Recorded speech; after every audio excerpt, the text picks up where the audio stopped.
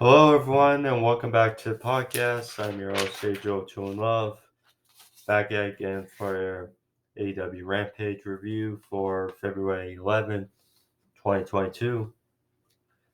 Solid show. Again, you love to see the consistency of Rampage, and it's flowing nicely as of late. And as we're getting closer and closer to Revolution, and one at the beginning of March. It's shaping up to be quite interesting pay-per-view. But as for Rampage last night, did was primarily tag team happy, but still very good matches that escalated from it. But nonetheless, I'm your host, Joe Twin Love. If you're new to the podcast and you want to see more of these pro wrestling reviews, click on that homepage and subscribe. You can find all these videos on there. Also, if you like this episode, click this like button as well. But thank you all. The show started off with Roppongi Vice, Trent Beretta, and Rocky Romero reunited versus the Young Bucks. This match was supposed to happen a couple of weeks ago, but with Rocky Romero testing positive, um, or COVID situation, um, the match is delayed. But here we get this match here with the Bucks, and very good. I did not see their rivalry from New Japan. Of course, they showed little clips there, here and there, but I do watch some New Japan Pro Wrestling, but don't watch a lot. But this match, any indication from their New Japan days, it definitely delivered. Because I know the Bucks from Japan and Impact, TNA, and some of the earlier work, but I didn't know of Roppongi Vice really. But this match was pretty much a stalemate thus far. They got right into the bell, and then funny spot happened during. So eventually, the Bucks were just like, "If it," so they ran up the ramp up to stage area, just leaving the match, but Roppongi Vice chased after him and got caught with super kicks by the Bucks at the top of the stage, and they ran back in the ring quickly to try to get a count-out victory. Smart heel strategy for the Bucks, but do what you need to do. So eventually, Romero got back in the ring, but so eventually, so then Nick hit a assisted moonsault off the top rope to the outside. It looked like they were going for Orange Cassidy underneath the ring, but instead they pulled out Danhausen, who cursed them, and the Bucks were met with suicidas by Roppongi Vice. So only help for Romero, but now Chris Jericho after was kind of screaming, don't curse us, we love you. A bit much, but still, a good moment during the match. So afterwards, Romero had sang sliced bread for a near fall. Then they went to break. Afterwards, Romero was getting beat down. Hit double Hurricanrana on the Bucks, followed with a double clothesline. Hot tag to Trent then. Um, he leveled Matt on the outside and then hit uh, Nick Jackson with a mini Doomsday device with a knee strike to the outside, which leveled out the Bucks. Um, Back in the ring, Nick Jackson was on the top rope, but it was kind of a hanging foot stomp by Trent, followed with a run knee by Romero from their fall. Trent hit a avalanche release German suplex off the top rope, followed with a strong zero for another nice near fall.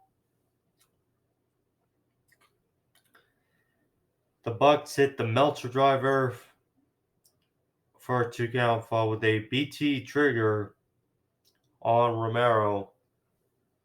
Finally get the win. The Bucks get this win and a rivalry renewed against Roppongi Vice.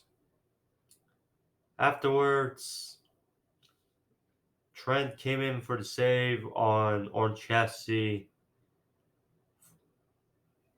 and Romero, but out of nowhere, Jay White, the Switchblade, which we saw on Wednesday on Dynamite, was there tonight, and out of nowhere, he hit Trent Barrera with the Blade Runner, and that was that. So, also apparent, so next week will be Jay White's first official match in AEW. It'll be Jay White versus Trent Barrera. And we know Trent Barrera can go. We have not seen Jay White wrestle in a bit, but what better dance partner to have in your first match than Trent Barrera? So, should be interesting as far as the next week goes. After Bryan Danielson was backstage with Tony Schiavone asking about Moxley's match with or teaming with CM Punk on Wednesday, explained how what he desires for a tag team aspect with Moxley or teaming up is something more down the road, but he said Moxley's stint with Punk was a one night stand. Afterwards, Bryan was confronted by Lee Moriarty and Matt Sydal. And this Wednesday on Dynamite, it'll be Bryan Danielson versus Lee Moriarty. We've seen little bits of Lee Moriarty, and this is a huge test. Him versus Bryan Danielson. This could be his coming out party, really, for Lee Moriarty.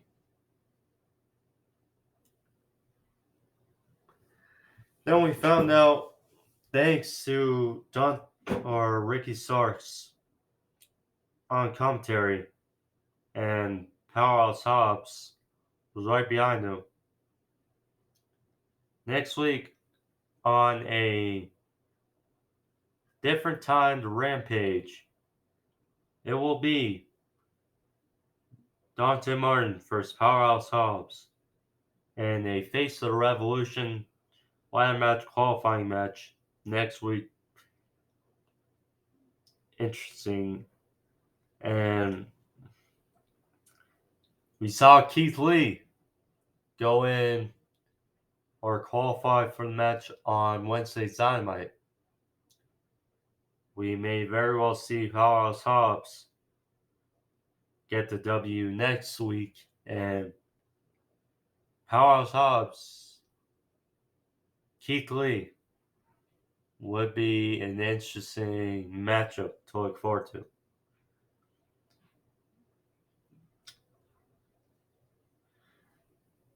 Britt Baker, Dr. DMD, she faced Robyn Renegade of the Renegade Twins. I've heard these ladies have been primarily on Dark. Again, I don't watch Dark a lot, but I do skim through it from time to time. Not familiar with Robyn Renegade, but she didn't look bad. She looked okay in spots here against Britt Baker. She had a big splash off the top rope for a near fall. But she was kind of taking it to Britt for the majority of the match, but eventually Britt took over, hit curb stomp for the win. Afterwards, though, because Jamie Hayter, she was not at ringside for Britt Baker, only Rebel. So afterwards, Britt went for the lockjaw on Renegade, but Thunder Rosa came out to even the odds against Britt Baker, and then afterwards, Mercedes Martinez and Jamie Hayter came in to ease things for Britt Baker, and Britt Baker's hired guns, Jamie Hayter and Mercedes Martinez, were getting into it and having a little disagreement. So Britt Baker had played Peacekeeper, and there's that. So some dissension in the mercenaries for Britt Baker. Hook.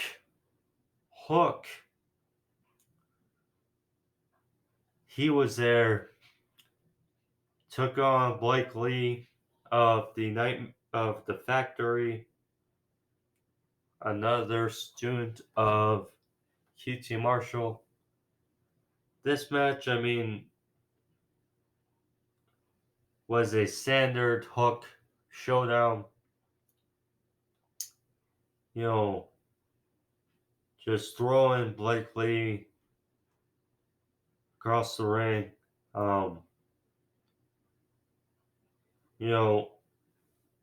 Hilarious spot. So, for those who watched TNA when TNA was at its peak and Samoa Joe was there, a lot of times when his opponent would be going for a springboard attack, Joe would just walk away.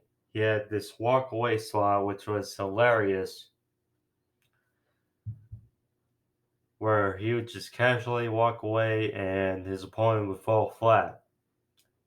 So, in this case, when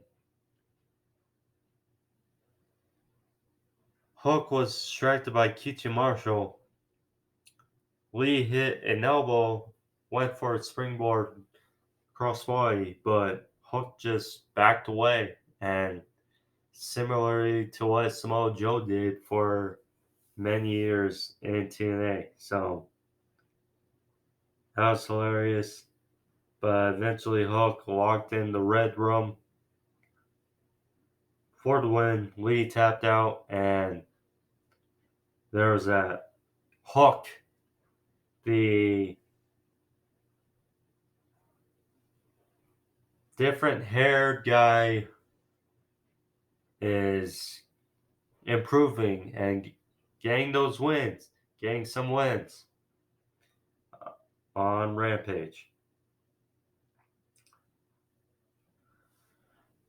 So a couple more matches added to the lineups for next week. So for Wednesday's Dynamite, we kind of figured Wardlow, after what MJF has spoke about, Wardlow will take on Max Caster of the Acclaimed in a Face of the Revolution ladder match qualifier on Wednesday Dynamite. Should easily see Wardlow take the victory. And also on Dynamite, Sammy Guevara versus Darby Allin for the TNT Championship on Wednesday. I expect we'll see Andrade El Elo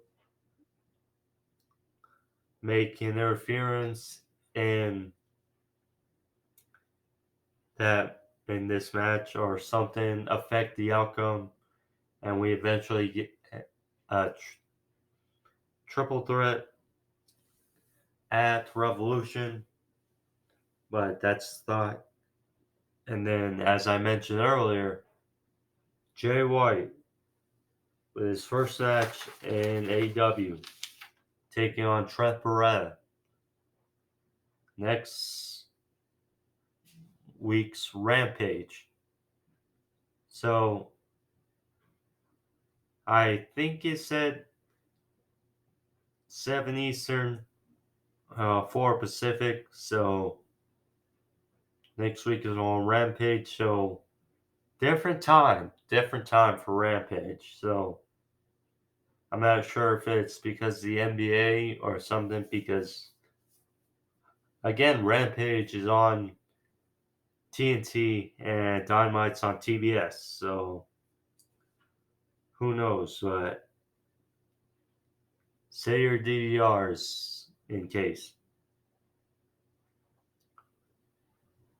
So, main event